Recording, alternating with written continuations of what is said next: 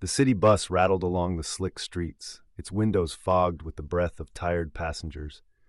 Among them sat 19-year-old Marcus, his headphones clamped over his ears, drowning out the city's noise with his favorite playlist. His shift at La Monnaie, an upscale French restaurant, was just an hour away, and he was mentally preparing for another long night. As the bus lurched to a stop at a red light, Marcus lazily scanned the rows of passengers. His gaze landed on an older man dressed in an oddly bright, shimmering suit. The man sat stiffly, his eyes darting to the windows as if he were watching for something or someone. Beside him sat a young black girl, no older than 7, her tiny frame swallowed by an oversized faded dress. Her hands were clasped tightly in her lap, and though she remained still, something about her felt too quiet, too tense. Marcus frowned. Something about the pair didn't sit right with him. Then the girl lifted her head slightly, her dark eyes locked with Marcus's. In that fleeting moment, he saw it. Fear, desperation, a silent cry for help. Before he could react, the girl made a quick, choking gesture, her fingers brushing against her throat in a way that sent a shiver down Marcus's spine. It was so brief, so subtle, that he almost convinced himself he had imagined it. But as the bus pulled into the next stop, Marcus felt his heart race. What had he just witnessed? Marcus stepped off the bus, but his mind was still trapped inside, replaying the moment over and over. The girl's wide, fearful eyes, the way she had raised her hand to her throat. Was it a signal? Was she trying to tell him something? The night air was cool, but Marcus felt a strange heat rising in his chest. What if she was in danger? He turned, watching as the bus continued down the road, disappearing into the traffic. His gut twisted. "You're overthinking it, Marcus." That's what his older brother James would have said. James was always the rational one, never quick to jump to conclusions. But Marcus wasn't so sure. Something about the man's behavior had unsettled him. Why was he so jittery? Why did he look around so much, like he was afraid of being watched? And then there was the girl. She hadn't made a sound, hadn't spoken a word.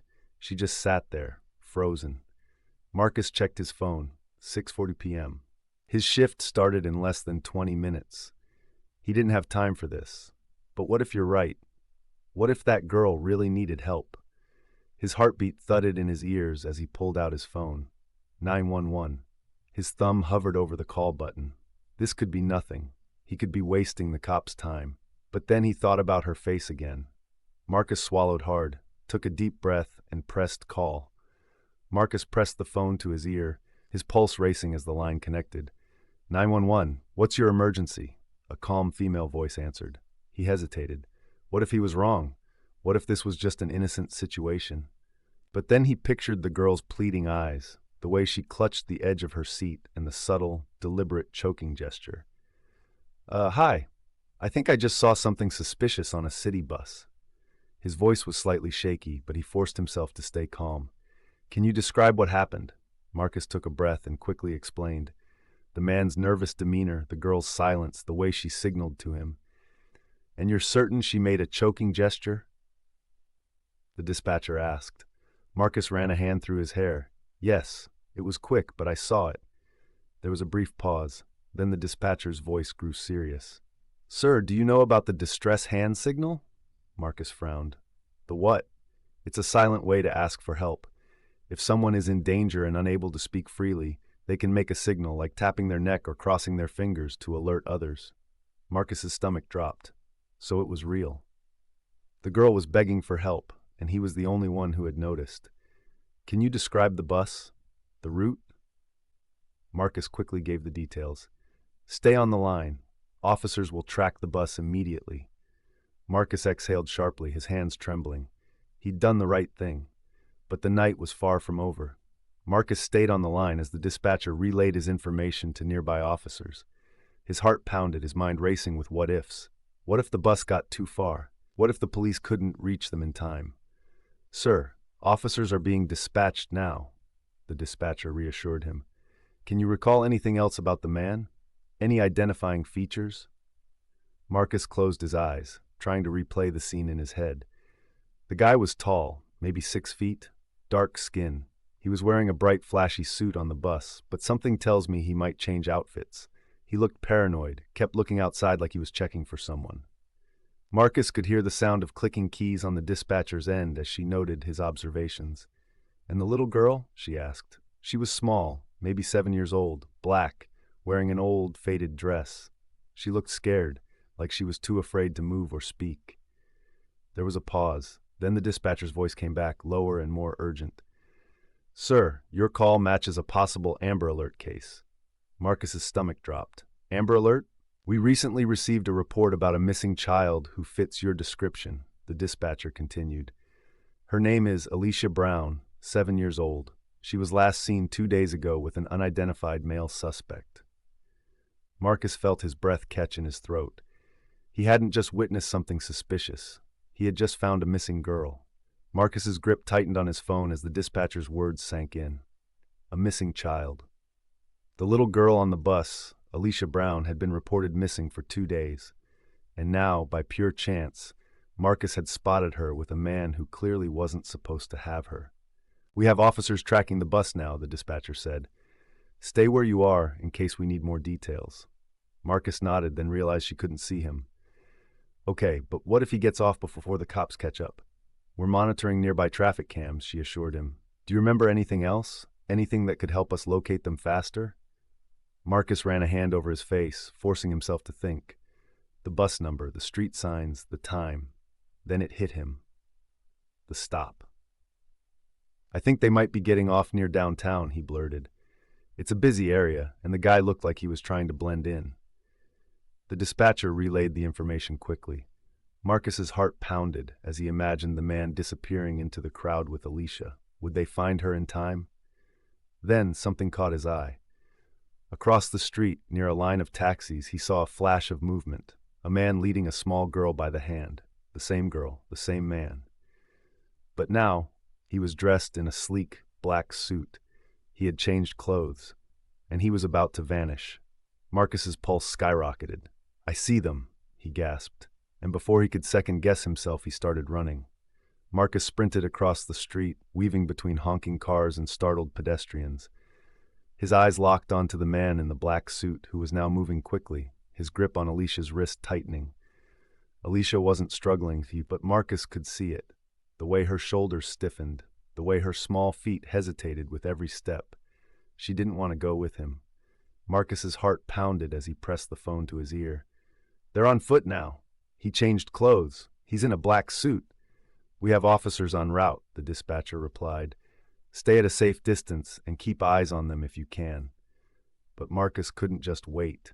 The man was moving faster, heading toward an alley between two tall buildings. Marcus clenched his fists. If they disappeared into that alley, the cops might not find them in time. He took a deep breath and made a decision. "Hey!" Marcus shouted, his voice cutting through the busy street. "Sir, wait!" The man stiffened. For a split second he hesitated. Then, without looking back, he broke into a run. Marcus cursed under his breath and took off after them. "He's running!" Marcus yelled into the phone. "He's taking the girl into an alley. Send the police now." Alicia turned her head slightly, her wide eyes locking onto Marcus. She knew he was chasing them, and for the first time there was hope in her expression. Marcus's legs burned as he sprinted after them, his breath coming in sharp gasps. The man dragged Alicia forward, his grip on her wrist tightening as they rushed deeper into the alley. The narrow passage was dimly lit, the towering buildings on either side casting heavy shadows. Garbage bins lined the walls, the stench of rotting food and damp concrete filling the air. Marcus kept his eyes locked on the man's broad back, refusing to lose sight of him. "Police are on the way," Marcus shouted. "Let her go now, and you won't make it worse for yourself." The man didn't slow. If anything, he moved faster. Alicia's small legs struggled to keep up. She stumbled, nearly falling, but the man yanked her back to her feet without a second thought. Marcus's anger flared. He wasn't just some bystander anymore. This wasn't just a suspicion. This was real. This was a child in danger. Up ahead, the alley split into two directions. Marcus's stomach twisted. If the man picked the right path, he could disappear completely. Marcus had to act now. Summoning all his strength, he pushed forward, closing the gap between them. Then, in a split-second decision, Marcus lunged, his fingers grasping at the back of the man's suit jacket. The fabric slipped through his grip, but it was enough. The man stumbled, losing his balance. Alicia wrenched her arm free, and then suddenly, sirens. Loud, echoing, getting closer. The police had arrived. The wail of sirens filled the alley, bouncing off the concrete walls like a warning bell. The man, now off balance from Marcus's grab, stumbled forward but quickly regained his footing. His head snapped around, eyes darting wildly as he realized his escape routes were closing fast. Marcus saw the panic in his expression. He's desperate. The man whirled toward Alicia, reaching for her again, but she scrambled backward. "No!" she cried, her voice shaky but strong. For the first time, she fought back, refusing to be dragged away. The distant flashing lights of approaching squad cars spilled into the alley's entrance. They were seconds away. Marcus squared his shoulders, standing between Alicia and the man. "It's over," he said, his voice steady despite his racing heart. "You're not getting away." The man's hands clenched into fists. His gaze flicked to the alley's far exit, his last chance to escape. Then he made his move. With a sudden burst of speed, he bolted in the opposite direction, dodging between trash bins, his expensive suit now torn and filthy from the chase. But he was too late. A black and white patrol car screeched to a stop at the alley's other end. Officers jumped out, weapons drawn. "Freeze!" one of them barked. "Hands where we can see them!" The man skidded to a halt, desesperate, realizing he was completely trapped. For a moment, there was silence.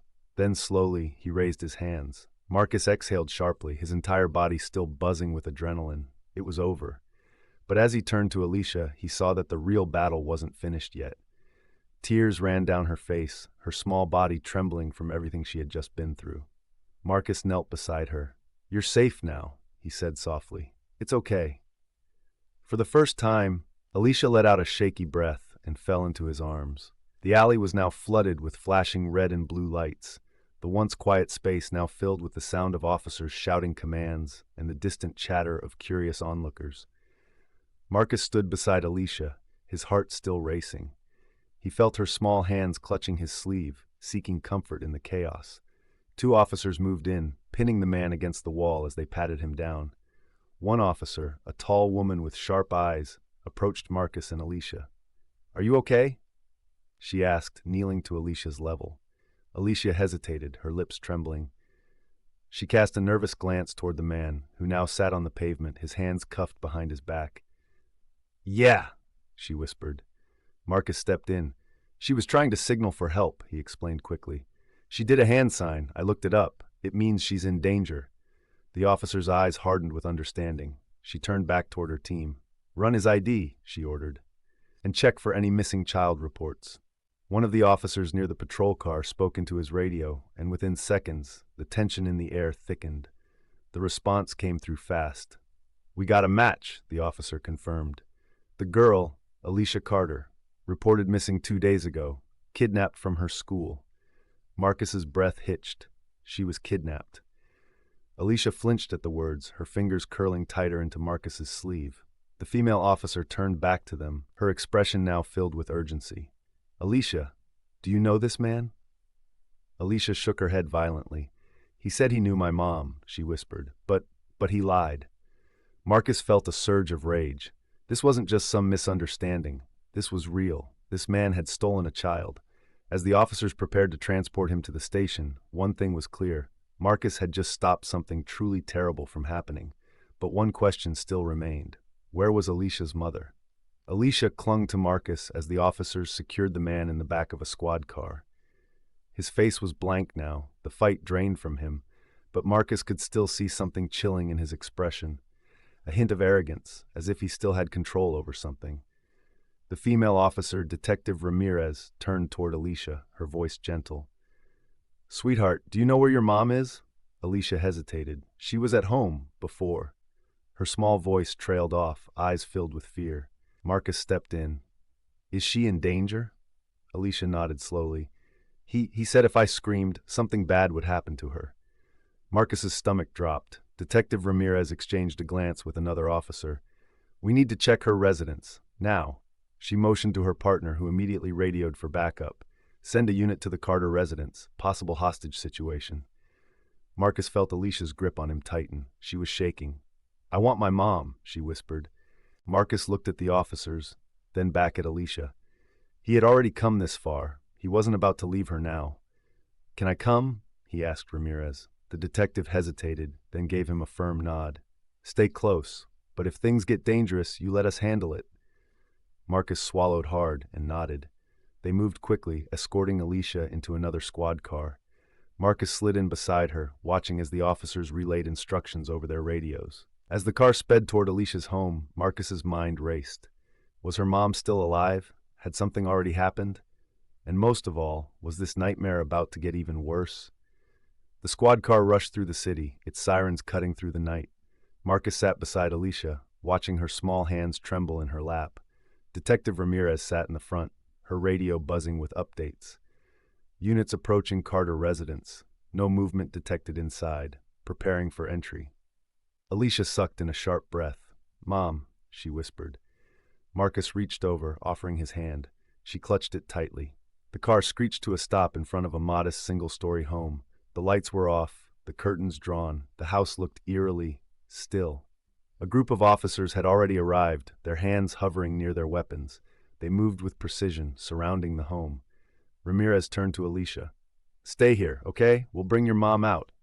Alicia nodded hesitantly, her wide eyes filled with fear.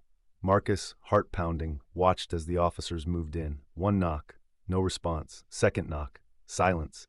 "Police, open up," an officer called out. Nothing. Ramirez gave the order. "Go." In an instant, the front door was forced open with a powerful kick. Officers swarmed inside, their voices ringing through the house. Marcus held his breath. Then, "We got something," an officer shouted. Alicia gasped. Seconds later, an officer emerged, supporting a frail-looking woman. Her wrists were bound, her eyes swollen from crying. "Mom!" Alicia screamed, shoving the car door open before anyone could stop her. She sprinted toward her mother, tears streaming down her face.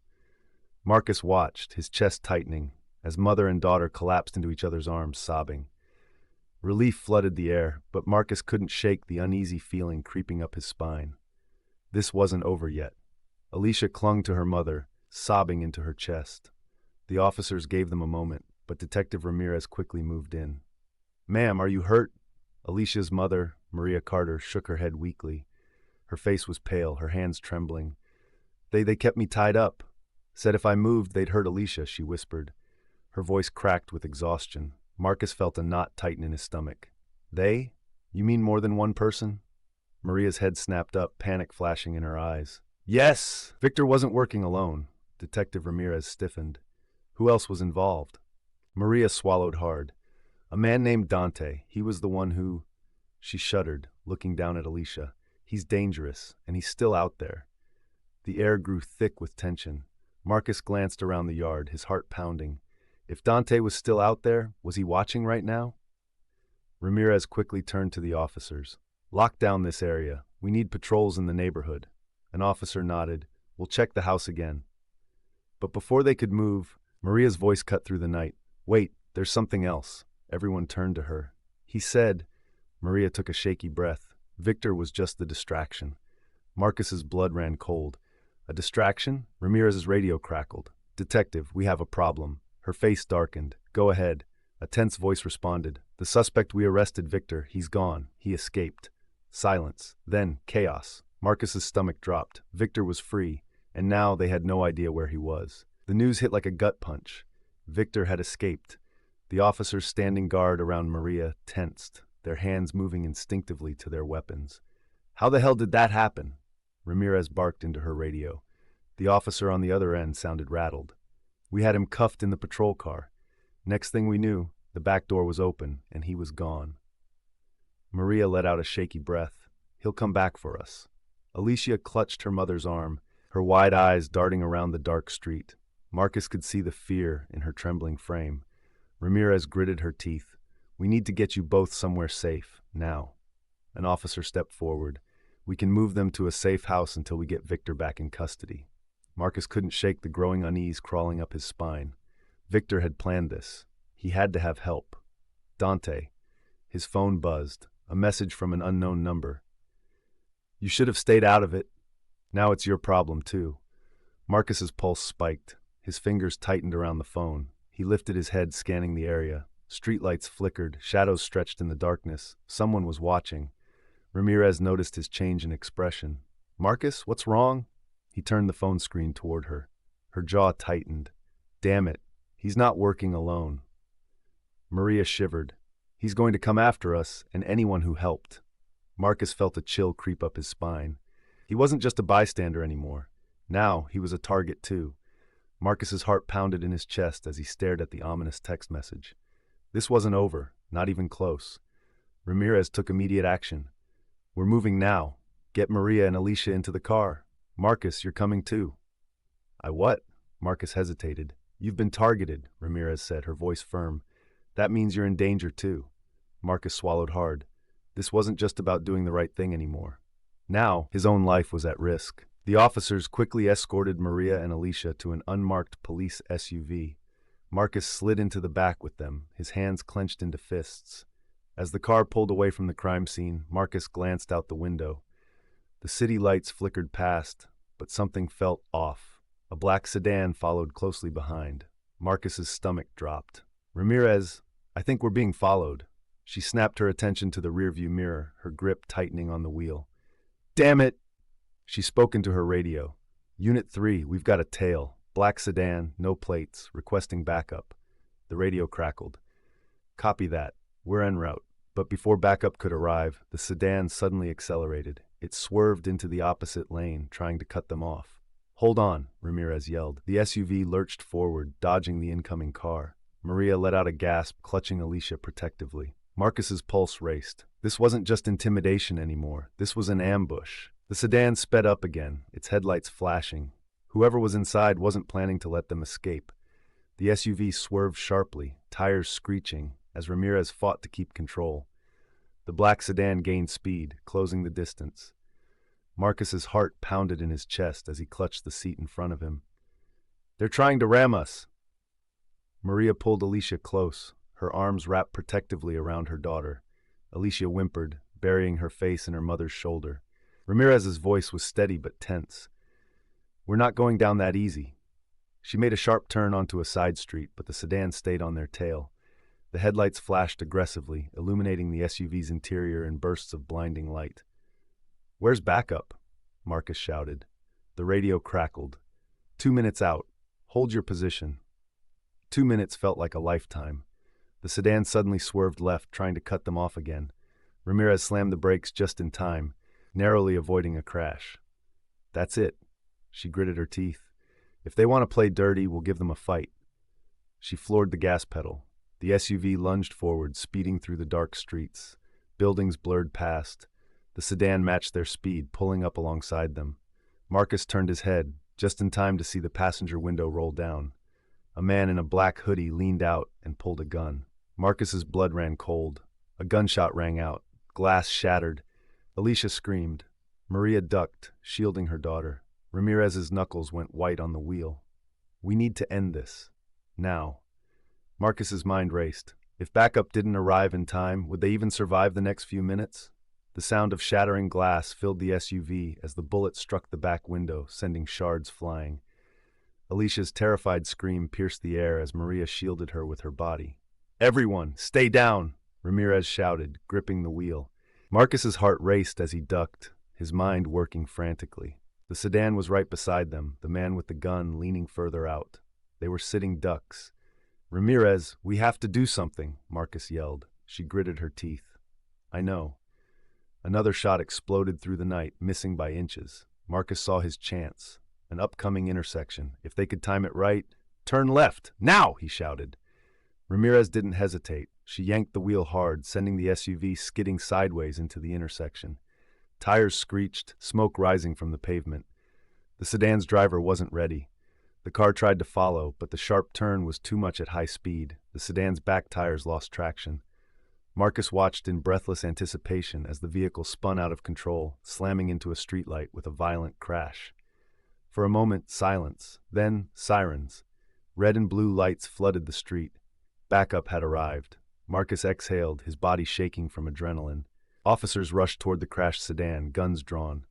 Ramirez finally slowed the SUV, breathing hard. Maria clutched Alicia, her eyes shining with relief. "Is it over?" Alicia's small voice trembled. Marcus looked back at the wreckage. He wanted to say yes, But something told him Victor wasn't finished yet. The sirens blared, flashing red and blue lights illuminating the wrecked sedan. Officers surrounded the vehicle, guns drawn, barking orders. But something was wrong. Marcus peered through the SUV's cracked rear window. The driver of the sedan was slumped over the wheel, unconscious or worse. But the passenger seat was empty. Victor was gone. Ramirez swore under her breath and grabbed the radio. "Suspect on foot.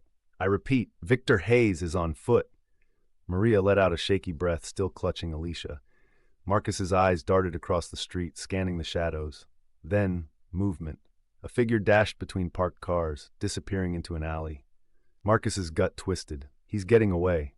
Ramirez made a snap decision. "Stay with them. I'll handle this." She yanked open the driver's door and bolted after Victor. But Marcus couldn't just sit there, not after everything. "Maria, stay inside with Alicia." Before she could protest, Marcus threw open the SUV door and ran. The alley was pitch dark, the scent of rain and garbage thick in the air. Marcus's shoes pounded the pavement, heart hammering. Up ahead, Victor sprinted, his coat flapping behind him. He glanced back, his face twisted in rage. Marcus could hear Ramirez closing in from another direction. They had to corner him. Victor suddenly grabbed a metal trash can and hurled it backward. Marcus barely dodged, stumbling but not stopping. Victor was fast, but he was running out of places to go. At the end of the alley, a brick wall loomed, nowhere left to run. Victor whirled around, eyes wild, his hand darted to his coat pocket. Marcus's breath caught. Was he reaching for a weapon? Marcus's heart pounded as Victor's hand disappeared into his coat. Was it a gun? A knife? He didn't have time to think. "Freeze!" Ramirez's voice cut through the tension as she sprinted into the alley, gun raised. "Hands where I can see them, Victor." Victor hesitated. His eyes flicked between Marcus and Ramirez, weighing his options. Slowly, he pulled his hand out. No weapon, just a wad of crisp bills. Marcus's brow furrowed. "What?" Victor sneered. "Isn't this what it's always about?" He waved the money. "Everything has a price." His voice dripped with mockery. "Even heroes." Ramirez took a step forward. "It's over, Victor. Don't make this worse." But Victor wasn't done. With a sudden burst of movement, he lunged forward, straight at Marcus. Marcus barely had time to react. Victor shoved him back, trying to break through. Marcus gritted his teeth and stood his ground. Not this time. As Victor tried to push past, Marcus threw his weight forward, slamming his shoulder into Victor's chest. Victor stumbled backward, right into Ramirez's outstretched foot. Thud. He hit the ground hard, groaning in pain. Before he could recover, Ramirez was on him, slapping the cuffs onto his wrists. It was over. Victor Hayes, human trafficker, criminal mastermind, and monster, was finally caught. Marcus stepped back, breathing heavily, the weight of everything crashing over him. He had done it. Ramirez stood, exhaling sharply. "You okay, kid?" Marcus nodded, his legs trembling. "Yeah, just glad it's over." Or at least he hoped it was. As the officers hauled Victor Hayes to his feet, his furious eyes locked onto Marcus. "You just ruined your own life, kid," Victor spat, his voice dripping with venom. "You have no idea who you're messing with." Marcus felt a shiver run down his spine, but he refused to show fear. "You're done, Victor. You can't hurt them anymore." Ramirez shoved Victor toward the waiting squad car. "Get him out of here." The officers secured him in the back seat, slamming the door shut. As the police drove away, Marcus turned and ran back toward the SUV. Inside, Maria clutched Alicia tightly, tears streaming down her face. The moment she saw Marcus, she let out a sob of relief. Alicia's tiny body shook with emotion as she looked up at her mother. "Mama."